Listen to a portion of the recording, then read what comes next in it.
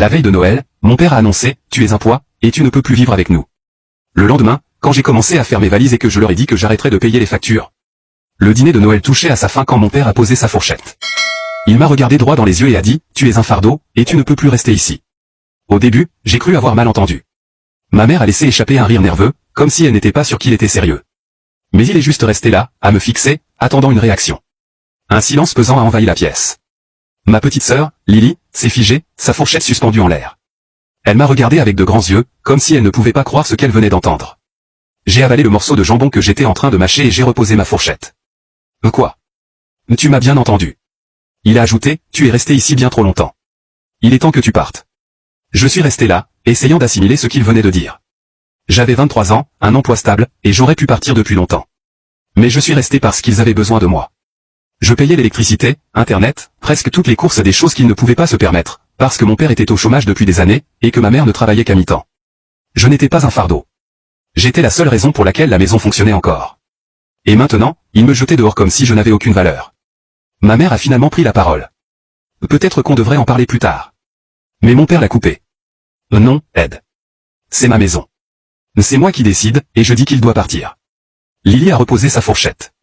Elle n'avait que 16 ans, et elle avait l'air terrifiée. Elle a regardé nos parents comme si elle ne les reconnaissait plus. 6 mois, ils pouvaient m'expulser aussi facilement, qu'est-ce que ça signifiait pour elle? J'ai pris une grande inspiration. Je n'allais pas discuter. Je n'allais pas supplier. S'ils voulaient que je parte, très bien. Mais ils n'étaient pas prêts pour ce que cela impliquait réellement. Je me suis adossé à ma chaise. D'accord. Mon père s'est redressé, comme s'il avait gagné une bataille imaginaire. Ma mère avait l'air mal à l'aise, mais elle n'a rien dit. Peut-être qu'elle était sous le choc. Ou peut-être qu'elle s'en fichait plus que je ne le pensais. Je me suis levé, j'ai pris mon assiette et je l'ai posée dans l'évier.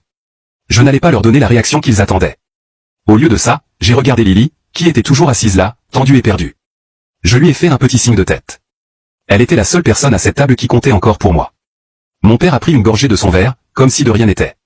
Ma mère s'est remise à remuer sa purée de pommes de terre. Lily continuait de me fixer, comme si elle voulait dire quelque chose mais n'osait pas. Je ne suis pas resté pour finir le repas. J'ai juste quitté la table. Je n'ai pas dit un mot de plus ce soir-là. Je suis monté dans ma chambre, j'ai fermé la porte et j'ai commencé à faire mes valises. Je n'allais pas perdre de temps à essayer de comprendre pourquoi. S'ils voulaient que je parte, alors je partirais. Mais ça voulait aussi dire qu'ils allaient perdre tout ce que je payais pour eux. Et je ne comptais pas les prévenir. J'ai rangé mes affaires en silence, mais je pouvais les entendre discuter en bas. La voix de ma mère était basse, hésitante. Celle de mon père était ferme, comme s'il essayait de la convaincre de quelque chose. J'ai entendu quelques phrases. Il est assez grand maintenant. On s'en sortira. Il aurait dû partir depuis longtemps. 1 heure plus tard, Lily a frappé à ma porte. J'ai ouvert, et elle est entrée,